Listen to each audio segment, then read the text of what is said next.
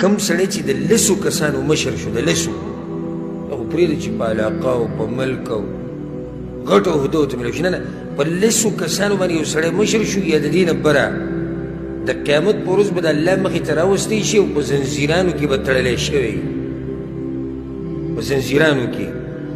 نو که ښه کار یې کړی مشرتیا حق یې ادا کړی د زنځیرونه به ترې کولاو شي او که حق یې نه یې ادا کړی نو بیا د ده دپاره تباهي ده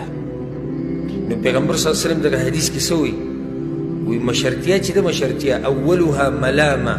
واوسطها ندامه واخرها خزي يوم القيامه